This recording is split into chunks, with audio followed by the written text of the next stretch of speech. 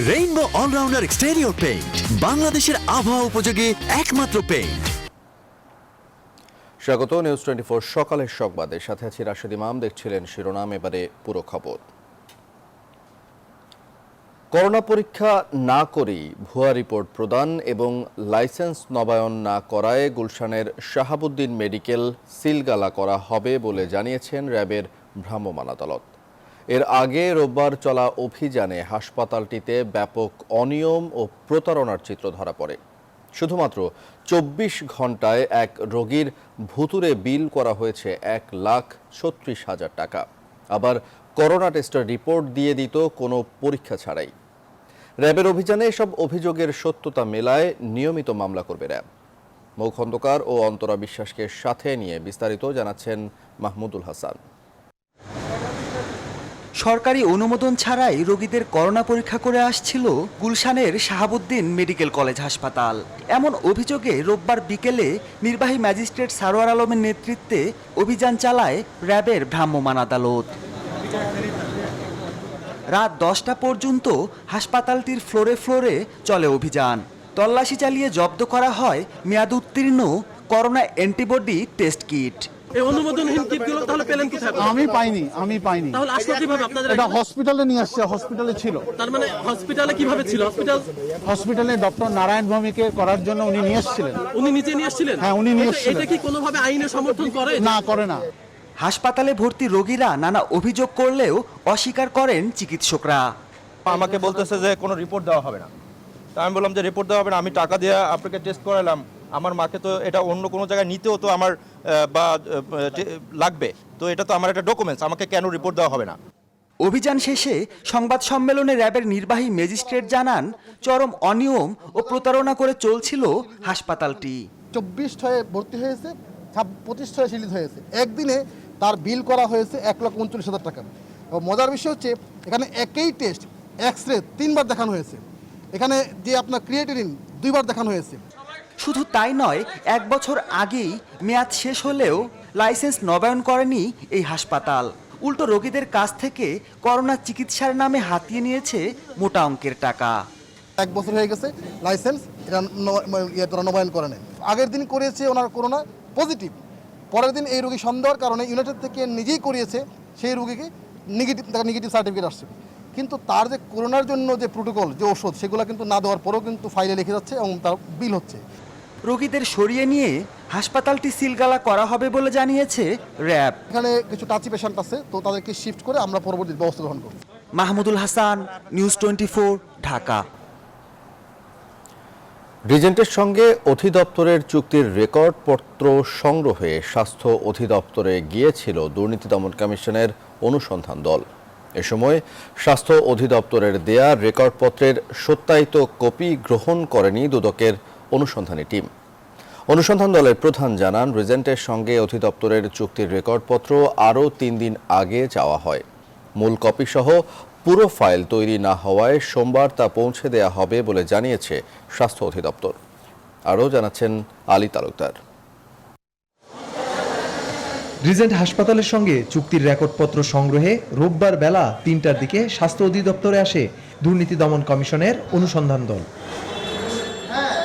স্বাস্থ্য ভবনে মহাপরিচালক ডাক্তার আবুল কালাম আজাদের সঙ্গে তার কক্ষে সাক্ষাৎ করেন দুদক কর্মকর্তারা। কক্ষ থেকে বেরিয়ে দুদকের অনুসন্ধান দলের প্রধান বলেন, রিজেন্টের সঙ্গে অধিদপ্তরের চুক্তির রেকর্ডপত্র আরও 3 দিন আগে চাওয়া হয়েছিল, সেগুলো নিতে এসেছিলেন, কিন্তু পুরো ফাইল তৈরি না হওয়ায় সোমবার পৌঁছে দেবে বলে জানিয়েছে স্বাস্থ্য অধিদপ্তর। আগামীকাল আমাদের কাছে রেকর্ড দিবে।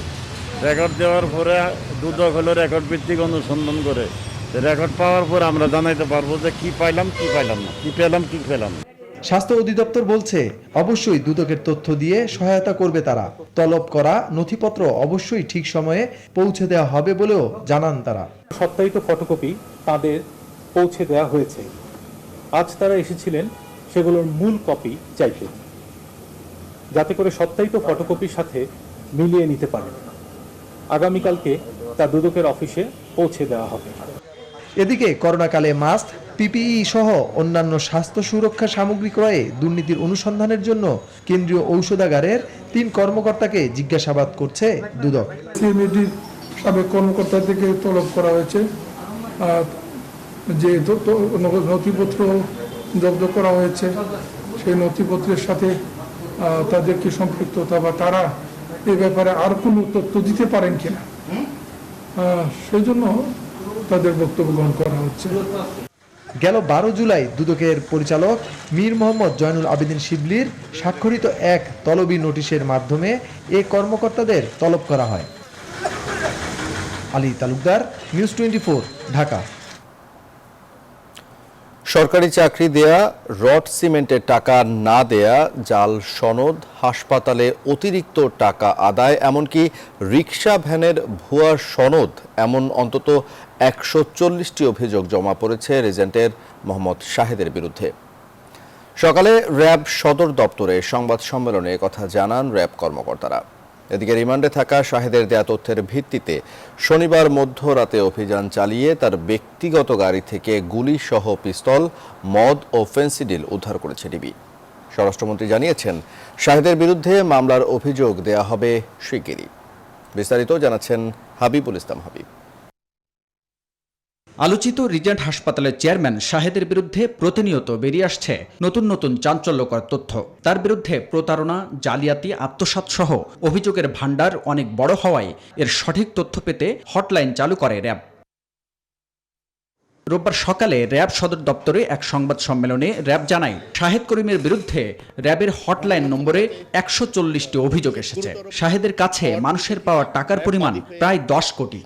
শাহেদ করিম চাকরি দিবে বলে একটি বিশাল অঙ্কের টাকা অনেকের কাছ থেকে নিয়েছেন। এর পাশাপাশি বিভিন্ন জায়গায় বদলির জন্য উনি সুপারিশ করবেন এই মর্মে টাকা নিয়েছেন।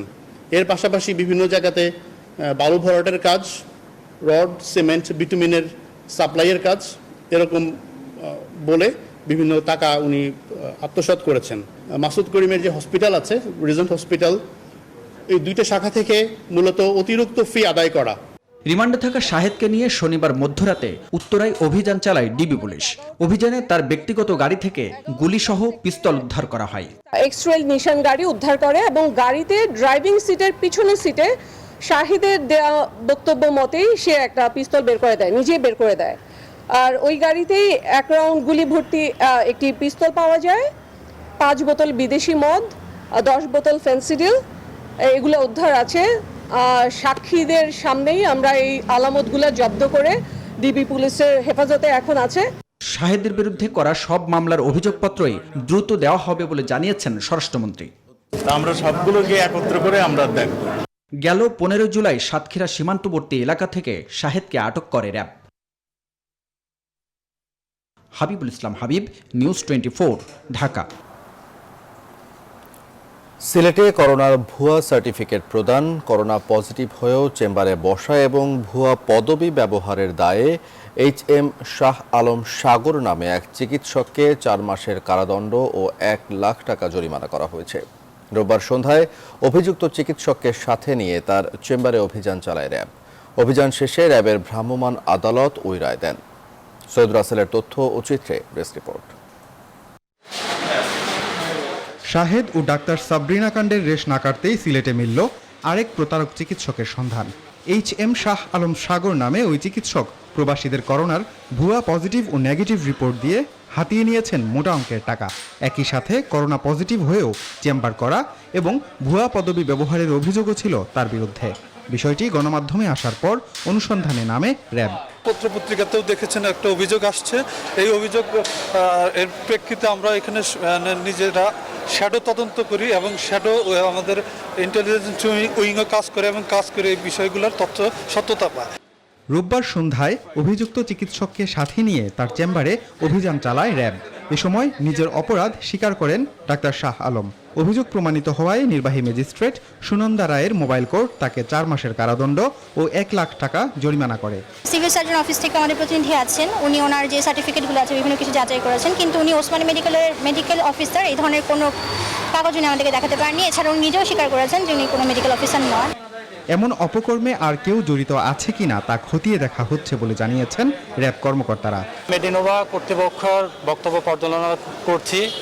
এর সাথে যদি তাদের সংশ্লিষ্টতা পাওয়া যায় তাহলে পরবর্তীতে আমরা প্রয়োজনীয় আইনগত ব্যবস্থা নেব। এই ঘটনায় ক্ষুব্ধ সিলেটবাসী। এর সঙ্গে জড়িত সব পক্ষকেই আইনের আওতায় আনার দাবি তাদের। Desk report, news 24। প্রথমবারের মতো বাংলাদেশে চীনের একটি করোনা ভ্যাকসিন তৃতীয় পর্যায়ের ক্লিনিক্যাল ট্রায়াল আগামী মাসে শুরু হতে পারে। আইসিডিডিআরবি চীনা প্রতিষ্ঠান সিনোভেকের অংশীদার হিসেবে এই পরীক্ষা চালাবে। এজন্য রোববার আইসিডিডিআরবিকে ভ্যাকসিন ট্রায়ালের অনুমোদন দিয়েছে বাংলাদেশ চিকিৎসা গবেষণা পরিষদ বিএমআরসি। এই ভ্যাকসিনের ট্রায়াল সফল হলে বাংলাদেশ ভ্যাকসিন পাবার ক্ষেত্রেও অগ্রাধিকার পাবে। আরও জানাচ্ছেন হাসান পারভেজ। করোনা মহামারীর থাবায় বাংলাদেশ সহ বিশ্ব এখন টালমাটাল। করোনার চিকিৎসার নেই সুনির্দিষ্ট ওষুধ। স্বাস্থ্যবিধি ও লকডাউন মানলে করোনা সংক্রমণ নিয়ন্ত্রণ সম্ভব, তবে তা স্থায়ী সমাধান নয়। করোনার কার্যকর টিকা আসলে সংক্রমণ থেকে অনেকটাই সুরক্ষা দেবে, মানুষ স্বস্তিতে থাকবে। বাংলাদেশ সহ সারা বিশ্ব টিকার জন্যই অপেক্ষায়। সারা বিশ্বে টিকা বা ভ্যাকসিন বানাতে 150টির বেশি উদ্যোগ চালু আছে এবং এদের মধ্যে ক্লিনিক্যাল ট্রায়াল চলছে 15টির। করোনা প্রতিরোধের টিকা উদ্ভাবনের ক্ষেত্রে যুক্তরাজ্য, যুক্তরাষ্ট্র ও চীনের প্রতিষ্ঠানগুলো এগিয়ে। চীনের সিনোভেক বায়োটেক আছে এই তালিকায়। বাংলাদেশে তৃতীয় ধাপের ট্রায়াল হতে যাচ্ছে সিনোভেকের ভ্যাকসিনের। এই ভ্যাকসিন বাংলাদেশে পরীক্ষামূলক প্রয়োগের জন্য আইসিডিডিআরবিকে অনুমোদন দিয়েছে বিএমআরসি। ভ্যাকসিনের ফেজ 1 ফেজ 2 ট্রায়াল সম্পন্ন করে আইসিডিডিআরবির সাথে আমাদের এনআরইসিতে একটি প্রোটোকল সাবমিট করেছে ফেজ 3 ট্রায়ালের জন্য। National research ethics committee phase 3 ট্রায়ালটির অনুমোদন দিয়েছে। ভ্যাকসিনের পরীক্ষামূলক ব্যবহার নিয়ে কাজ করার অভিজ্ঞতা আছে আইসিডিডিআরবির। কলেরা ভ্যাকসিনের কার্যকারিতা নিয়ে তারা বড় পরিসরে গবেষণা করেছে। যাদের উপর ভ্যাকসিনগুলো প্রয়োগ করা হবে তাদের সেফটি, এফিকেসি, তাদের কোনো অ্যাডভার্স এফেক্ট যদি হয় সেই জিনিসগুলো তো, সেই শর্তগুলো তো থাকবে। সেদেরকে সেইভাবে প্রপার মনিটরিং করেই এই ট্রায়ালগুলো সম্পন্ন করতে হবে। তৃতীয় পর্যায়ের সিনোভেকের ভ্যাকসিন সফল হলে বাংলাদেশ লাভবান হবে। এই ভ্যাকসিনটা যদি সত্যিকার অর্থে কার্যকর হয় সেক্ষেত্রে বাংলাদেশ এই ভ্যাকসিনটা অবশ্যই সবাই আগে পাওয়ার আশা রাখে। যে খরচগুলো যেন আওতার মধ্যে থাকে, জনগণ যেন সেটার উপকার পায়, সেই ধরনের কিছু কিছু শর্ত তো অবশ্যই থাকবে। এই পর্যায়ে পরীক্ষায় দেখা হবে ভ্যাকসিন কতটা নিরাপদ এবং কতটা কার্যকর। হাসান পারভেজ, নিউজ 24, ঢাকা। করোনার ধাক্কা সামলে একটু একটু করে ঘুরে দাঁড়াচ্ছে দেশের তৈরি পোশাক খাত। আশাবাদী হয়ে উঠছেন উদ্যোক্তারাও। বাড়ছে ক্রয় আদেশ ও পোশাক রপ্তানির পরিমাণও। যদিও স্বাভাবিক সময়ের তুলনায় কারখানা ভেদে তা এখনও 30 থেকে 40% কম।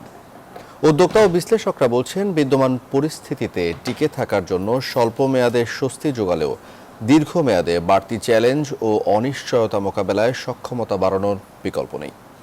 বিস্তারিত জানাচ্ছেন বাবু কামরুজ্জামান।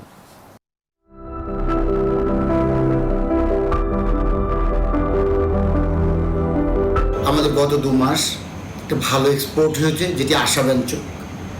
ভবিষ্যতের ক্রয়াদেশের ক্ষেত্রে আমরা ক্রেতাদের কাছে একটি পজিটিভ ইন্ডিকেশন পাচ্ছি। 60 থেকে 70% ভিতরে হবে, যেটা সামগ্রিক পরিস্থিতির বিবেচনায় যথেষ্ট আশাব্যঞ্জক এবং যথেষ্ট ইতিবাচক বলে আমি অন্তত মনে করছি। পোশাক মালিকদের কণ্ঠে এমন আশাবাদের কথাই বলে দেয় চড়াই উতরাই পেরিয়ে একটু একটু করে সুসময়ের দিকে হাঁটছে দেশের শীর্ষ রপ্তানি খাত তৈরি পোশাক। অর্ডার মিলছে ব্র্যান্ড ক্রেতা প্রতিষ্ঠানগুলোর কাছেও। এ তো গেল বড় রপ্তানিকারক প্রতিষ্ঠানের বক্তব্য। রাজধানীর দক্ষিণখানে মাঝারি মানের 2টি কারখানা চালাতেন মোহাম্মদ রফিকুল হক। 2000-এরও বেশি শ্রমিক কর্মচারী থাকলেও করোনার ধাক্কায় এখন কাজ করছে 1200 লোক। সাময়িক বন্ধ রয়েছে একটি কারখানা। তবে গেল মার্চ থেকে যে ভয়াবহ সংকট তৈরি হয়েছিল সে ধাক্কা কাটিয়ে এখন আশাবাদের কথা শোনালেন এই উদ্যোক্তাও। ইনিশিয়ালি তো সব অর্ডারই বাতিল হয়ে গেছিল, সেই অর্ডারগুলো আমাদের ফেরত আসতেছে, বায়াররা এখনও মালগুলো নিতেছে। আমরা সেই জন্যই এখন অত্যন্ত ব্যস্ত সময় কাটাচ্ছি। করোনাকালে শ্রমঘন এই শিল্প খাতে চাকরি হারিয়েছেন অনেক পোশাক কর্মী। তাই কাজে নিযুক্ত শ্রমিকরাও এখন আশাবাদী হয়ে উঠছেন অনেকটাই।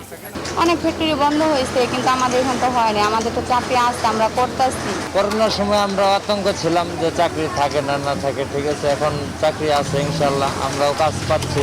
বিজিএমইএর হিসাবে করোনাকালে পোশাকের ক্রয়াদেশ বাতিল ও স্থগিত হয়েছে $318 কোটি। ফলে মার্চের পর রপ্তানিতে ব্যাপক ধস নামে।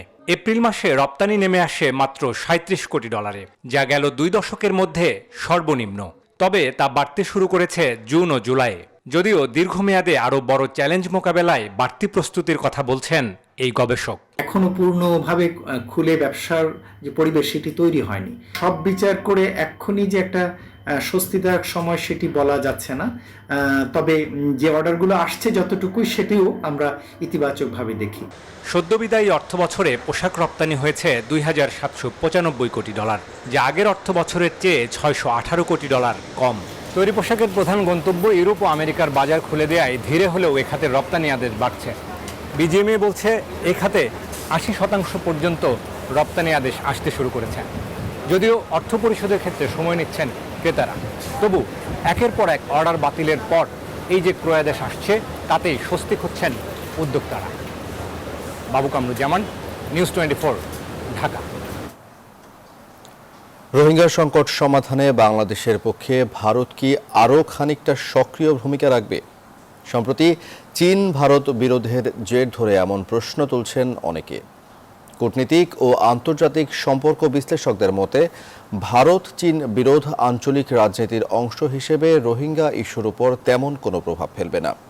আর 3 বছরেও প্রত্যাবাসন শুরু না হওয়ায় দুঃখ প্রকাশ করে পররাষ্ট্রমন্ত্রী বলেন, পশ্চিমা দেশগুলো মানবাধিকারের কথা বললেও এখনও মিয়ানমারের সাথে নিজেদের ব্যবসায়িক স্বার্থ টিকিয়ে রাখছে। বিস্তারিত দেখুন লাকমিনা জেসমিন সোমা রিপোর্টে। মিয়ানমার থেকে বিতাড়িত 11 লাখ রোহিঙ্গার বাংলাদেশে আশ্রয় নেওয়ার প্রায় 3 বছর হতে চলল। এই সংকটকে আঞ্চলিক সংকট হিসেবে চিহ্নিত করা হলেও বাস্তবতা হলো একজন রোহিঙ্গাও তাদের নিজ দেশে ফিরে যাননি। শুরু থেকেই আলোচনা ছিল প্রতিবেশী ভারত চীনের সক্রিয় সহযোগিতা থাকলে দ্রুত রোহিঙ্গা প্রত্যাবাসন সম্ভব হবে।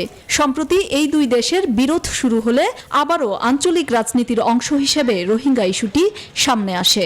তাদের স্বার্থ, তবে কূটনীতিক ও আন্তর্জাতিক সম্পর্ক বিশ্লেষকরা চলমান পরিস্থিতিতে মিশ্র প্রতিক্রিয়া ব্যক্ত করছেন। চীন ভারত প্রতিদ্বন্দ্বিতা বা সংঘাত, এটা বরং আমাদের এই রোহিঙ্গা ইস্যুর মতো সংবেদনশীল ইস্যু থেকে তাদের দৃষ্টি অন্যদিকে নিয়ে যাওয়ারই আশঙ্কাটা বেশি। ভারত চীন তো তাদের যে দ্বন্দ্ব সেটা সবসময়ই ছিল, তা সত্ত্বেও কিন্তু দুই পক্ষই ছিল মিয়ানমারের সমর্থক হিসাবে। এখন ভারতকে কোনো কারণ খুঁজে পাবে কিনা যে মিয়ানমারকে তারা অ্যাবান্ডন করবে, আমার কিন্তু তা মনে হয় না। সম্প্রতি ভারতের পররাষ্ট্রমন্ত্রী এস জয়শঙ্কর টেলিফোনে পররাষ্ট্রমন্ত্রী একে আব্দুল মোমেনকে জানান, রোহিঙ্গা ইস্যুর স্থায়ী সমাধানে ভারত সবসময়ই প্রত্যাবাসনের পক্ষে। বিষয়টিকে ইতিবাচকভাবেই দেখছেন অনেকে। এটি যদিও ভারত অতীতেও বলেছে, কিন্তু ঠিক এই সংকটের পরে এই ধরনের একটি বিষয় নিয়ে আলাদা করে বক্তব্য রাখা, এর মাধ্যমে কিছুটা বোঝা যাচ্ছে যে ভারতের অবস্থানের মধ্যে কিছু পরিবর্তন আসতে পারে। চীনও তার অবস্থানের কিছুটা পুনর্বিবেচনা করতে পারে ভবিষ্যতে। 3 বছরেও রোহিঙ্গা প্রত্যাবাসন শুরু না হয় পররাষ্ট্রমন্ত্রী দুঃখ প্রকাশ করে বলেন, পশ্চিমা দেশগুলো মানবাধিকারের কথা বললেও বাস্তবে মিয়ানমারের সাথে ব্যবসা বাণিজ্য চালিয়ে যাচ্ছে। যারা হিউম্যান রাইটসের কথা বলেন পশ্চিমা শক্তিগুলো, তারা কিন্তু তাদের সাথে ব্যবসা বাণিজ্য ঠিকই করে যাচ্ছেন। আমরা হিসাব করে দেখলাম গত 3 বছরে আপনার যখন তারা পারসিকিউশন করতেছে, হিউম্যান রাইটস ভায়োলেট করছে, আপনার বিভিন্ন দেশের ওদের সাথে ট্রেড 5 থেকে 15 গুণ বেশি বৃদ্ধি হয়েছে। রোহিঙ্গা ইস্যুতে বরাবরই ভারত বাংলাদেশের পাশে থাকার প্রতিশ্রুতি দিয়ে আসছে বলেও উল্লেখ করেন পররাষ্ট্রমন্ত্রী। প্রতিজ্ঞা বারবার করে যে আমরা নিয়ে। লাকমিনা জেসমিন সোমা, নিউজ 24, ঢাকা। সকালের সংবাদের সময় হলো বিরতির, আরো সংবাদ নিয়ে ফিরছি, সঙ্গে থাকুন।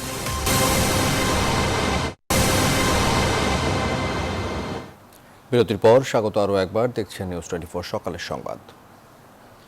ঢাকার আশপাশের নদ নদীর পানি বাড়ছেই, এতে নিম্নাঞ্চল প্লাবিত হচ্ছে। উত্তরাঞ্চলের বন্যা পরিস্থিতির কিছুটা উন্নতি হলেও মধ্যাঞ্চলে অবনতি হচ্ছে। ব্রহ্মপুত্র, যমুনা ও পদ্মায় পানি বৃদ্ধি পেয়েছে অব্যাহত। এতে জামালপুর, মানিকগঞ্জ ও ফরিদপুরে নতুন নতুন এলাকা প্লাবিত হয়েছে। বানভাসীদের অভিযোগ, ত্রাণ সহায়তা না পাওয়ায় পরিবার পরিজন নিয়ে অর্ধাহারে অনাহারে দিন কাটাচ্ছেন তারা। প্রতিনিধিদের তথ্য চিত্রে ডেস্ক রিপোর্ট। জামালপুরে যমুনার পানি কমতে শুরু করলেও বেড়েছে ব্রহ্মপুত্রের পানি। এতে নতুন করে 8টি ইউনিয়ন প্লাবিত হয়েছে। এখানকার 68টি ইউনিয়নের মধ্যে 59টি ইউনিয়নই পানিতে তলিয়ে গেছে। দুর্ভোগে দিন কাটাচ্ছে পানিবন্দী প্রায় 10 লাখ মানুষ। মানিকগঞ্জে পদ্মা যমুনার পানি কিছুটা কমলেও বিপদসীমার উপর দিয়ে প্রবাহিত হচ্ছে। এতে হরিরামপুর, শিবালয়, দৌলতপুর ও ঘিওর উপজেলার বিভিন্ন এলাকা পানিতে তলিয়ে গেছে। বানের পানির তোড়ে হরিরামপুর মানিকগঞ্জ সড়কের কয়েকটি স্থান ভেঙে যাওয়ায় সড়ক পথে যোগাযোগ বিচ্ছিন্ন হয়ে পড়েছে। ফরিদপুরে গেল কয়েকদিন ধরে পদ্মার পানি বৃদ্ধি অব্যাহত থাকায় কয়েক হাজার ঘরবাড়ি পানির নিচে তলিয়ে গেছে। বেড়িবাঁধের উপর আশ্রয় নিয়েছে বানভাসীরা। বাড়তে পোলা পান নিয়ে গরু বাছুর নিয়ে আর খুব কষ্টে আছি। রবিবার ভোরে সাদিপুর এলাকায় শহর রক্ষা বাঁধের একটি অংশ ভেঙে পৌরসভার কয়েকটি এলাকা প্লাবিত হয়েছে। আমরা আশা করি আজকের দিনের মধ্যে এটাকে একটা কার্যকরী ব্যবস্থায় বন্ধ করার উদ্যোগ আমরা নিয়ে ফেলেছি। গাইবান্ধায় যমুনা ও ঘাঘট নদীর পানি বিপদসীমার উপর দিয়ে প্রবাহিত হচ্ছে। ঘরবাড়িতে বন্যার পানি ওঠায় পরিবার পরিজন নিয়ে মানবেতর জীবনযাপন করছে এখানকার 26টি ইউনিয়নের প্রায় 2 লক্ষাধিক মানুষ। যমুনার পানি বৃদ্ধির ফলে ভুয়াপুর, কালিহাতী, টাঙ্গাইল সদর ও নাগরপুরের হাজার হাজার মানুষ পানিবন্দী। ত্রাণ আসলেও সরকারি লোক যেভাবে চুরি করে, ধরেন 5 কেজি চাল দিলে 2 কেজি চাল আমাদের দেয়। কুড়িগ্রাম সদর ও নাগেশ্বরী উপজেলার বিভিন্ন ইউনিয়নে বন্যা পরিস্থিতির উন্নতি হয়েছে। তবে বন্যা দুর্গত এলাকায় পানিবাহিত নানা রোগ ছড়িয়ে পড়ার আশঙ্কা করছে সিভিল সার্জন। বন্যা পরবর্তী সময়ে ডায়রিয়া, কলেরা এবং পানিবাহিত রোগগুলো বিস্তার লাভ করতে পারে। দুর্গত এলাকায় সেবা দেওয়ার জন্য 85টি মেডিকেল টিম গঠন করা হয়েছে। Desk report, news 24। যশোরে পল্লী বিদ্যুতের মন গড়া বিলে ভোগান্তিতে গ্রাহকরা। বিল পরিশোধের পরও পুনরায় নতুন বিলে বকেয়া বিল সংযোজন করেছে কর্তৃপক্ষ। এছাড়া যে গ্রাহকের মাসে 2 থেকে 300 টাকা বিল আসে, এবার তার প্রায় 1000 টাকা বিল এসেছে। করোনার দুর্যোগের মধ্যে এমন বিলে হতাশ গ্রাহকরা। অভিযোগ, খেয়াল খুশি মতো বিল করছে পল্লী বিদ্যুৎ। কর্তৃপক্ষ বলছে, সমস্যা থাকলে পরবর্তীতে সমন্বয় করা হবে। রিপন হোসেনের তথ্য চিত্রে, ডেস্ক রিপোর্ট। যশোরে করোনা সংক্রমণের মধ্যেও পল্লী বিদ্যুৎ সমিতির প্রায় 9 লাখ গ্রাহক গড় বিলের নামে ভুতুড়ে বিলের শিকার হয়েছেন। মিটার রিডাররা অফিসে বসে মন গড়া অতিরিক্ত বিল করেছেন বলে অভিযোগ উঠেছে। এখানেই শেষ নয়, পরিশোধ করা বিলও বকেয়া হিসেবে সংযোজন করা হয়েছে নতুন বিলে। বহু কষ্ট করে অনেক কিছু করেই আমরা বিদ্যুৎ বিলের টাকাটা দিয়েছি। এ মাসে আবার যখন বিদ্যুৎ বিলটা আসছে, তখন 2 মাসেরটা যেটা পরিশোধ করেছি সেটাও অ্যাড হয়ে আসছে। একটি লাইট, একটি ফ্রিজ চালিয়ে এতদিন 150 থেকে 200 টাকা বিল আসলেও এবার অনেকের বিল 750-র উপরে। আবার অনেকের 2টি লাইট, একটি ফ্যানে বিল এসেছে প্রায় 1000 টাকা। করোনার মধ্যে বিল না কমিয়ে অতিরিক্ত বিলের বোঝা চাপানোতে ক্ষুব্ধ গ্রাহকরা। গত মাসে আসছে বিল হলো 283 টাকা, এই মাসে এসে 882 টাকা। তাহলে এইভাবে আমরা গরিব মানুষ যদি এভাবে বিল করে, তাহলে আমরা কিভাবে দেব? গত মাসে বিদ্যুৎ বিল দিতে না দিলে কোনো জরিমানা আসবে না, এই কথা বলেছিল। কিন্তু এই মাসে তো বিদ্যুৎ বিল অবশ্যই দিতে হবে। বিদ্যুৎ বিল না দিলে বিদ্যুৎ অফিসের লোকের সাথে কথা বললাম, বলল যে লাইন কেটে দিয়ে যাবে। পল্লী বিদ্যুৎ কর্তৃপক্ষ বলছে, বিলে সমস্যা থাকলে পরবর্তীতে সমন্বয় করা হবে। তবে কর্মহীন মানুষ বাড়তি বিলের টাকা কোথা থেকে যোগাবেন সে প্রশ্নের কোনো সদুত্তর দেননি। সিদ্ধান্ত পল্লী বিদ্যুৎ বোর্ড থেকে দেয়, সেটা আমরা ইমপ্লিমেন্ট করি। সেই অনুযায়ী আমরা বিল করছি এবং বিলের গায়ে সিল মেরে দেওয়া আছে যে আমরা রিডিং না দেখে গড় বিল করেছি। যদি এই বিল বেশি বা কম হয়, তাহলে পরবর্তীতে যখন আমরা রিডিং আনবো তখন এটা সমন্বয় করা হবে এবং সেই অনুযায়ী আমরা করতেছি। এর আগে ভুতুড়ে বিদ্যুৎ বিলের কারণে 4 কর্মকর্তাকে সাময়িক বরখাস্ত করে Dhaka power distribution company limited. এছাড়া একই অভিযোগে 36 জনকে কারণ দর্শানোর নোটিশ দেওয়া হয়। Desk report, news 24। একদিকে করোনার প্রভাব, অন্যদিকে নদী ভাঙন। এই 2 মহামারীতে থেমে গেছে পিরোজপুরের কুমার সম্প্রদায়ের কয়েকশো পরিবারের জীবন জীবিকা। গেল প্রায় 2 থেকে 3 মাস ধরে বিক্রি না থাকায় চরম আর্থিক অনিশ্চয়তার মধ্য দিয়ে দিন কাটছে তাদের। ক্ষতিগ্রস্ত মৃৎশিল্পীরা চান সরকারি সহযোগিতা। ইমন চৌধুরীর পাঠানো তথ্য চিত্রে, ডেস্ক রিপোর্ট। পিরোজপুর সদর থেকে 4 কিলোমিটার দূরে পালপাড়া। 200 বছরের পুরনো পালপাড়ায় বর্তমানে 150টি পরিবারের বসবাস, যারা বংশ পরম্পরায় মাটির তৈজসপত্র তৈরির কাজে জড়িত। পাল পরিবারের তৈরি মাটির টালি, ফুলের টব, বাসন, খেলনা, পিঠা বানানোর সাজ, স্থানীয়ভাবে তৈরি এসব জিনিসগুলো দেশের বিভিন্ন প্রান্তের পাইকারি ক্রেতারা তাদের কাছ থেকে কিনে নেন।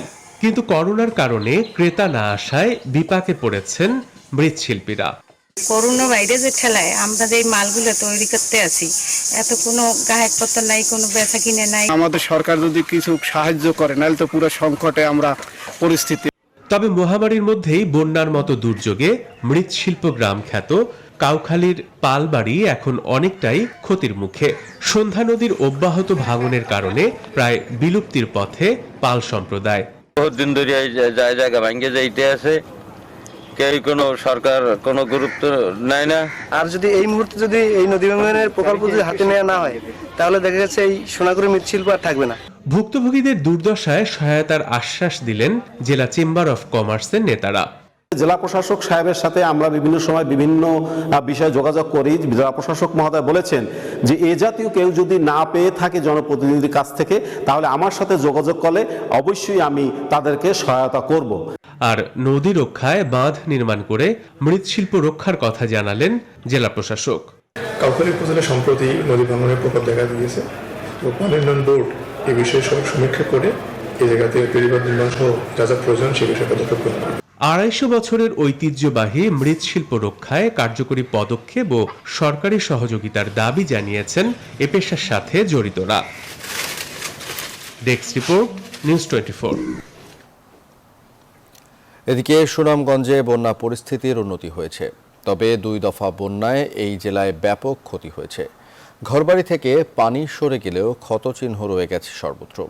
ক্ষতিগ্রস্ত ঘরবাড়ি মেরামতের টাকা না থাকায় বিপাকে পড়েছেন অনেকে। শহরের সড়কগুলো থেকে পানি নেমে যাওয়ার পরও খানাখন্দের সৃষ্টি হয়েছে। মোহাম্মদ বুরহান উদ্দিনের তথ্য ও চিত্রে ডেস্ক রিপোর্ট। সুনামগঞ্জে ভারী বৃষ্টিপাত ও উজানের ঢলে গেল 10 জুলাই দ্বিতীয় দফায় বন্যায় প্লাবিত হয় এখানকার 11টি উপজেলা। পানিবন্দী হয়ে পড়ে প্রায় 2 লক্ষ মানুষ। গেল কয়েকদিন ধরে বৃষ্টি না হওয়ায় সুরমা, চেরা নদী সহ বিভিন্ন নদ নদীর পানি কমায় বন্যা পরিস্থিতির উন্নতি হয়েছে। পানি নেমে যাওয়ায় ঘর বাড়িতে ফিরতে শুরু করেছেন বানভাসীরা। তাদের অভিযোগ, পরিবার পরিজন নিয়ে মানবেতর জীবনযাপন করলেও পাননি কোনো ত্রাণ সহায়তা। করোনা ও বন্যার কারণে কোনো কাজকর্ম নেই তাদের। এ অবস্থায় ক্ষতিগ্রস্ত ঘর বাড়ি কিভাবে মেরামত করবেন তা নিয়ে দুশ্চিন্তায় দিন কাটাচ্ছেন তারা। বন্যা আমাদের ঘর দুয়ার নষ্ট করে লেগেছে, ঘর দুয়ার ফালাই দিছে। ঘর বাড়ি ভাঙ্গা গেছে, পানি কি করতাম গেলে অনেক টাকা পয়সা নাই আমার কাছে। কোন চেয়ারম্যান, কোন মেম্বার, কোন উপজেলা চেয়ারম্যান কই আয় দেখছেন আমরা। স্থানীয় জনপ্রতিনিধিরা বলছেন, চাহিদার তুলনায় পর্যাপ্ত ত্রাণ না থাকায় অনেকেই পাননি এই সহায়তা। ত্রাণ বরাদ্দ আরও বাড়ানোর দাবিও তাদের। মানুষের যতটুকু চাহিদা ততটুকু দিতে পারে না, যতটুকু পাইছি আমরা ততটুকু বিতরণ করছি। আসলে আরো ত্রাণের প্রয়োজন। যদি আরো ত্রাণ বাড়াই দেয় তাহলে মানুষের সুবিধা, যে গরিব মানুষগুলোর সহায়তা করা যাবে। তবে পর্যাপ্ত ত্রাণ আছে বলছেন সংশ্লিষ্টরা। পর্যাপ্ত ত্রাণ কিন্তু দুর্যোগ ত্রাণ মন্ত্রণালয়ের মাধ্যমে আমাদের সীমান্ত জেলা প্রশাসক বিতরণ করছে। যারা ক্ষতিগ্রস্ত হয়েছে, যারা বন্যার্ত, তাদেরকে তারা কিন্তু অগ্রাধিকার দিয়ে, বয়স্ক শিশুদেরকে অগ্রাধিকার দিয়ে ত্রাণ বিতরণ করবে। আগামী 20-21 জুলাই থেকে আবারও এ জেলার প্রধান নদ নদীর পানি বৃদ্ধি পেতে পারে বলে জানিয়েছে পানি উন্নয়ন বোর্ড। Desk report, news 24। সংবাদের সময় হলো আরও একটি বিরতির, সঙ্গে থাকুন। সকালের সংবাদে স্বাগত আরও একবার। এবারে আন্তর্জাতিক প্রসঙ্গ। করোনা মহামারীকালেও বিশ্বের বিভিন্ন দেশে জোরালো হচ্ছে সরকার বিরোধী বিক্ষোভ। ভাইরাস মোকাবেলায় সরকারের অব্যবস্থাপনা আর দুর্নীতির প্রতিবাদে বিক্ষোভে উত্তাল ইসরায়েল। সংবিধান সংশোধন করে নিজের ক্ষমতা পোক্ত করা রাশিয়ার প্রেসিডেন্ট পুতিন বিরোধী আন্দোলনে নেমেছে হাজার হাজার মানুষ। এক গভর্নরকে গ্রেফতারকে কেন্দ্র করে বিক্ষোভ ছড়িয়ে পড়ছে দেশটিতে। এদিকে যুক্তরাষ্ট্রের পোর্টল্যান্ডে জাতিগত বৈষম্য আর পুলিশি বর্বরতার প্রতিবাদে ট্রাম্প বিরোধী বিক্ষোভ সহিংস রূপ নিয়েছে। Masud Rana, desk report. Corona ভাইরাসের কারণে ইসরায়েলে বর্তমানে বেকারত্ব বেড়ে চলেছে। বেকার হয়ে চরম অর্থনৈতিক দুরবস্থায় পড়ে শেষ পর্যন্ত রাস্তায় নেমেছেন ইসরায়েলিরা। দেশটির অর্থনৈতিক মন্দা কাটিয়ে উঠতে সরকার তেমন পদক্ষেপ নিচ্ছে না, এমন অভিযোগে তেল আবিবের রাস্তায় নেমে এসেছে হাজার হাজার বিক্ষোভকারী। দাবি উঠেছে নেতানিয়াহুর পদত্যাগের। আমরা সবাই সরকারের বিরুদ্ধে প্রতিবাদে শামিল হয়েছি। সরকারের এত অব্যবস্থাপনা কেন, আমরা উত্তর চাই। বেশিরভাগ মানুষ জানে না তারা আগামীতে কি খেয়ে বেঁচে থাকবে। একজন গভর্নরের গ্রেপ্তারকে কেন্দ্র করে বিক্ষোভে উত্তাল হয়ে উঠেছে রাশিয়া। গতকাল হাজার হাজার বিক্ষোভকারী তার মুক্তির দাবিতে রাস্তায় নামে। এ সময় তারা পুতিন বিরোধী স্লোগান দিতে থাকে। কয়েকজন ব্যবসায়ীকে হত্যার অভিযোগে 2 সপ্তাহ আগে শহরের গভর্নর ফুরগালকে গ্রেপ্তার করে পুলিশ। তবে ফুরগাল ওই অঞ্চলে জনপ্রিয় হয়ে উঠেছিলেন। তিনি পুতিনের জন্য আতঙ্কের হয়ে উঠছে বলে অনেকে মনে করছেন। এদিকে করোনায় নাজেহাল যুক্তরাষ্ট্র, তবে প্রতিনিয়ত যেন বর্ণবাদ বিরোধী বিক্ষোভ জোরালো হচ্ছে। আর ট্রাম্প প্রশাসন কঠোর হাতে তা দমন করছেন সেই শুরু থেকেই। দেশটির পোর্টল্যান্ডে জাতিগত বৈষম্য আর পুলিশি বর্বরতার প্রতিবাদে ট্রাম্প বিরোধী বিক্ষোভ সহিংস রূপ নিয়েছে। বিক্ষোভকারীদের দমন আর ধরপাকড়ে সেখানকার মেয়র ট্রাম্প প্রশাসনের তীব্র সমালোচনা করে। পোর্টল্যান্ডে নিয়োগ করা সেনা সদস্য সরিয়ে নেওয়ার দাবি জানাচ্ছেন আন্দোলনকারীরা। মাসুদ রানা, নিউজ 24। যুক্তরাজ্যে হুয়াওয়ের 5G নেটওয়ার্ক নিষিদ্ধ করার বিষয়টি রাজনৈতিক সিদ্ধান্ত বলে মন্তব্য করছেন বিশেষজ্ঞরা। এর ফলে ব্রিটিশ গ্রাহকরা বড় ধরনের ক্ষতির মুখে পড়বেন বলে আশঙ্কা করছেন তারা। চলতি মহামারীর এই সময়ে জার্মানির জন্য রপ্তানির সবচেয়ে বড় গন্তব্যে পরিণত হচ্ছে চীন। এদিকে এ বছরে রুশদের প্রান্তিকীয় আয়ে 2 দশকের মধ্যে দেখা দিয়েছে সর্বোচ্চ পতন। নিবির আমিনের ডেস্ক রিপোর্ট। নিরাপত্তা ইস্যুর রাজনৈতিক কারণেই চীনের টেক জায়ান্ট হুয়াওয়েকে নিষিদ্ধ করেছে যুক্তরাজ্য, এমনটাই মন্তব্য করলেন সেন্টার ফর চায়না অ্যান্ড গ্লোবালাইজেশনের সভাপতি ওয়াং হুয়াও। 21 শতাব্দীতে এসে এমন সিদ্ধান্ত মারাত্মকভাবে পিছিয়ে দিবে ব্রিটেনকে। চীনা গণমাধ্যম সিজিটিএনকে দেয়া এক সাক্ষাৎকারে এমনটাই জানিয়েছেন এই বিশেষজ্ঞ। চলতি বছরের এপ্রিল জুন প্রান্তিকে রুশদের প্রান্তিকীয় আয় পতন হয়েছে 8%, যা 1999 সালের পর রাশিয়ার নাগরিকদের আয়ের সর্বোচ্চ পতন। পাশাপাশি করোনা মহামারীর কারণে 9.6% অর্থনৈতিক সংকোচন দেখা দিয়েছে দেশটিতে। এদিকে মহামারীর বিপর্যস্ত অর্থনীতিকে চাঙ্গা করতে ডলার ব্যবহারে পূর্ব আরোপিত কর বাতিলের সিদ্ধান্ত নিয়েছে কিউবা। পাশাপাশি ডলারের বিনিময়ে কিউবা কর্তৃপক্ষ ক্রয়যোগ্য পণ্যের তালিকা ও পরিসর বৃদ্ধি করছে বলে জানিয়েছেন দেশটির অর্থমন্ত্রী আলেজান্দ্রো গিল। মহামারীর এই সময়ে যুক্তরাষ্ট্রে জার্মান রপ্তানি 36.5% হ্রাস পেয়ে 650 কোটি ইউরোতে দাঁড়িয়েছে, যেখানে চীনে তাদের রপ্তানি দাঁড়িয়েছে 720 কোটি ইউরোতে। এর মাধ্যমেই বার্লিনের জন্য রপ্তানির সবচেয়ে বড় গন্তব্যে পরিণত হচ্ছে বেইজিং, এমনটাই তথ্য দিয়েছে রয়টার্স। নিবির আমিন, নিউজ 24। কয়েক দশকের মধ্যে ভয়াবহতম বন্যায় চীনের মধ্য পূর্বাঞ্চলের কয়েকটি শহরে রেড অ্যালার্ট জারি করেছে কর্তৃপক্ষ। নদী ও হ্রদের পানি বিপদসীমা পেরিয়ে যাওয়ায় অধিকাংশ প্রদেশে সর্বোচ্চ সতর্কতা ঘোষণা করেছে প্রশাসন। এদিকে বন্যায় ভারতের আসামে এখন পর্যন্ত 79 জন মারা গেছেন। গৃহহীন হয়েছে 27 লাখ মানুষ। এছাড়া অব্যাহত জলাবদ্ধতায় নয়াদিল্লিতে 1 জনের মৃত্যু হয়েছে। সাজিয়া ইসলামের ডেস্ক রিপোর্ট। ব্যাপক বন্যায় চীনের নদী ও হ্রদের পানি বিপদসীমার ওপর দিয়ে প্রবাহিত হওয়ায় আনহুই, হুবেই, জিয়াংশি ও ঝেজিয়ান প্রদেশে সর্বোচ্চ সতর্কতা ঘোষণা করেছে জিনপিং প্রশাসন। বেশিরভাগ বাসিন্দাকে সরিয়ে না হলেও শতাধিক মানুষ এখনও নিখোঁজ। যোগাযোগ ব্যবস্থা ভেঙে পড়ায় ব্যাহত হচ্ছে উদ্ধারাভিযান। ক্ষয়ক্ষতি মোকাবেলায় মোতায়েন করা হয়েছে প্রায় 4000 সেনা সদস্য। তবে দক্ষিণাঞ্চল জুড়ে মৌসুমি বৃষ্টিপাত অব্যাহত থাকায় সামনের দিনগুলোতে বন্যা পরিস্থিতির আরও অবনতির আশঙ্কা করছে কর্তৃপক্ষ। এদিকে ভয়াবহ বন্যায় আসামে নিহতের সংখ্যা বেড়ে দাঁড়িয়েছে 79 জনে। ব্রহ্মপুত্র নদের পানি রাজ্যের বিভিন্ন পয়েন্টে বিপদসীমার ওপর দিয়ে প্রবাহিত হচ্ছে।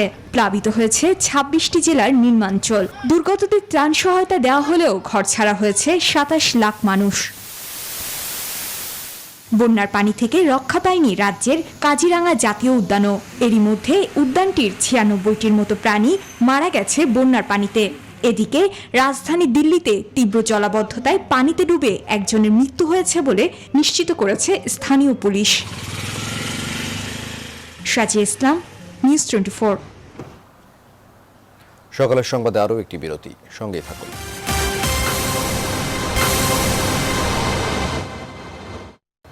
বিরতির পর আবারও স্বাগত, দেখছি নিউজ 24 সকালের সংবাদ। এবারে খেলার খবর। করোনাকালে ব্যক্তিগতভাবে অনুশীলনে ফিরেছেন মুশফিকুর রহিম, মোহাম্মদ মিঠুন সহ জাতীয় দলের বেশ কজন ক্রিকেটার। ফিটনেস ট্রেনিং ছাড়াও মিরপুর শেরেবাংলা স্টেডিয়ামে ছিল ব্যাটিং সেশন। সিলেটে অনুশীলন করা গেলেও বৃষ্টি বাগড়া দিয়েছে চট্টগ্রামে। আরিফুল ইসলামের রিপোর্ট। 4 মাস পর শেরেবাংলায় ক্রিকেটার থেকে শুরু করে গণমাধ্যম কর্মী, ভালো লাগাটা একটু বেশি বটে। অনেক নতুনত্বই যোগ হয়েছে, যা কিনা পরিণত হচ্ছে স্বাভাবিক নিয়মে। খেলোয়াড়দের সুরক্ষায় ক্যামেরার সঙ্গে দূরত্বটা অনেক বেশি, সর্বোচ্চ সতর্কতা বিসিবির। নির্ধারিত সময়ের আগে অনুশীলনে আসেন মুশফিকুর রহিম। রানিং আর ব্যাটিং সেশন নিজেদের ঝালিয়ে নিয়েছেন মোহাম্মদ মিঠুন, শফিউলরা। বৃষ্টি বাগড়া চট্টগ্রামে, সিলেটে চলেছে পেসার খালেদ আর স্পিনার নাসুমের অনুশীলন। ক্রিকেটাররা বলছেন বিরতির রেশ কাটিয়ে ওঠাই প্রথম লক্ষ্য। সবকিছু একটু ডিফিকাল্ট মনে হচ্ছে, কারণ এতদিন আমরা সবকিছু ইনডোরে করেছি, এখন আউটসাইডে মানিয়ে নিতে একটু টাইম লাগবে। করোনাকালে কেউ 4 দেয়ালে, কেউ বা বাড়ির সীমানা পেরিয়ে প্রস্তুতির জন্য ছুটেছেন বিভিন্ন জায়গায়। ক্রিকেট বিশ্লেষকদের বক্তব্য, অন্য যে কোনো জায়গার তুলনায় স্টেডিয়াম নিরাপদ। বিসিবির সতর্কতা আর 9 ক্রিকেটারের মাঠে ফেরা অনুপ্রাণিত করবে বাকিদের। আমার একটাই প্রশ্ন ক্রিকেট বোর্ডের কাছে, যে সারা বাংলাদেশের মানুষ যখন কর্মক্ষেত্রে ফিরে যাচ্ছে, তো ক্রিকেট বোর্ড আর কতদিন লকডাউনে থাকবে? আমার কাছে মনে হয় যে 4 জন শুরু করেছেন মিরপুর এবং ঢাকার বাইরে শুরু করেছেন যারা, তাদেরকে দেখে একটা বার্তা পাবেন এবং আত্মবিশ্বাস পাবেন। আমার বরাবরই মনে হয় মিরপুরে বিসিবি যতটুকু ফ্যাসিলিটি দেবে, এটা তো অন্য কোনোভাবে আপনি ফ্যাসিলিটেড হতে পারবেন না। সেই ক্ষেত্রে তারা একটা টাইম ফ্রেম বেঁধে দিচ্ছে, কোনো ফিজিক্যাল কন্ট্যাক্ট নেই। অ্যাট দ্য সেম টাইম আপনার যথেষ্ট স্বাস্থ্য সতর্কতা মেনে প্র্যাকটিসগুলো করানো হচ্ছে। আরিফুল ইসলাম, নিউজ 24। বিনোদনের খবর। ঢাক ঢোল পিটিয়ে হিরো আলমকে নিয়ে সিনেমা বানানোর ঘোষণা দিয়েছিলেন অভিনেতা প্রযোজক অনন্ত জলিল। মাস না পেরোতেই নিজ ফেসবুক স্ট্যাটাস দিয়ে অনন্ত জানালেন ছবি থেকে বাদ দিয়েছেন হিরো আলমকে, যদিও তা মানতে নারাজ হিরো আলম। জানান গত বুধবার 18 সংগঠনের সংবাদ সম্মেলনে জায়েদ খানকে নিয়ে কথা বলার কারণেই বাদ দেওয়া হয়েছে তাকে। বিস্তারিত জানাচ্ছেন ফাতেমা কাউসার। বগুড়ার ডিশ ব্যবসায়ী থেকে মিউজিক ভিডিও, নাটকে অভিনয় করে সবার কাছে নিজেকে পরিচিত করান হিরো আলম নামে। গত মাসে হঠাৎ করে বিনোদন পাতার শিরোনামে এই হিরো আলম, তাকে নিয়ে সিনেমা বানাচ্ছেন প্রযোজক অনন্ত জলিল। তার নামের আগেই তো হিরো বানিয়ে দিয়েছে। এখন আপনি যেইখানেই নেন না কেন, আপনি যদি তাকে নাটকেও কাস্ট করেন যে হিরো আলম নাটকে অভিনয় করতেছে, আপনি কিন্তু হিরো বলেই তাকে কথা বলবেন।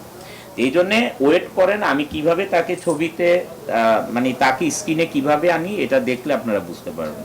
বিভিন্ন ফোন কল পাচ্ছি বাইরে থেকে, জাপু কেন নিচ্ছ, বা বর্ষা কেন নিচ্ছ, বা ম্যাডাম কেন নিচ্ছেন, মানে এই যে বিষয়গুলো কেন তাকে আমরা নিয়েছি, মূল কথা একটা কমিটমেন্টের ব্যাপার আছে। গত বৃহস্পতিবার নিজের সিদ্ধান্ত থেকে সরে আসেন অনন্ত। সামাজিক যোগাযোগ মাধ্যমে জানান হিরো আলমকে নিয়ে সিনেমা করছেন না তিনি, তবে ফেরত নিচ্ছেন না সাইনিং মানি 50,000। এমন বাস্তবতায় হিরো আলম জানান অনন্ত জলিল ব্যবহার করেছেন তাকে। এর পেছনে জায়েদ খানের অবশ্যই হাত আছে। তাছাড়া মনে করেন তাকে সিনেমা থেকে আমাকে ডাইরেক্ট তো তিনি ফোন করে বলল যে তোমাকে জায়েদ খানের কারণে সিনেমা থেকে বাদ দিলাম। আমার মনে হয় তারা আমাকে ব্যবহার করেছে। তারা ইউটিউব চ্যানেলে একটা পেজ খুলেছিল, আমি তো কোনোদিন অনন্ত জলিলকে বলিনি যে ভাই আমাকে একটা সিনেমা থেকে নেন। তার সত্ত্বেও তারা মনে করেন আমাকে নিয়ে নাটক করলে একটা খেলা খেললো। নতুন সিনেমা নির্মাণ কিংবা মুক্তির খবর বাংলা চলচ্চিত্রাঙ্গনে নেই 4 মাসেরও বেশি সময় ধরে। তবে এমন নানা খবরে বরাবরই আলোচনায় এই ইন্ডাস্ট্রি। ফাতেমা কাউসার, নিউজ 24, ঢাকা। এদিকে গেল 15 জুলাই চলচ্চিত্রের স্বার্থ বিরোধী কার্যকলাপে জড়িত থাকার অভিযোগে চলচ্চিত্র শিল্পী সমিতির সাধারণ সম্পাদক জায়েদ খানকে বয়কটের ঘোষণা দেয় চলচ্চিত্রের 18টি সংগঠন। এ বিষয়ে নিজেদের অবস্থান জানাতে রবিবার বিকেলে এক সংবাদ সম্মেলনের আয়োজন করে শিল্পী সমিতি। এদিন জায়েদ খান বলেন তার বিরুদ্ধে ষড়যন্ত্র করা হচ্ছে।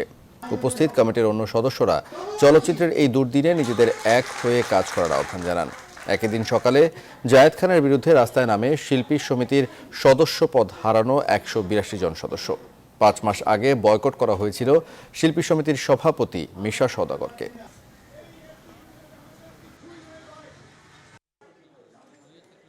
এই ঝগড়া বিবাদ এগুলো যেন না থাকে এবং চলচ্চিত্রকে বাঁচানোর জন্য আমরা সকলেই যেন একতাবদ্ধ হয়ে যেন কাজ করি। আমি এমনও কি অপরাধ করলাম আমার জন্য বাইরেও ষড়যন্ত্র করতে হচ্ছে, আমাকে কিভাবে বিপাকে ফেলা যায়, আমাকে জন্য মামলা কিভাবে মিথ্যা মামলা দেওয়া যায়। মনে করি জায়েদ খান যদি কোনো ভুল করে থাকে, তরুণ একটা মানুষ, অবশ্যই সেটা আমার কাছে একটা চিঠি দেওয়া যেত। এই ছিল সকালের সংবাদের আয়োজনে। ধন্যবাদ এতক্ষণ সাথে থাকার জন্য।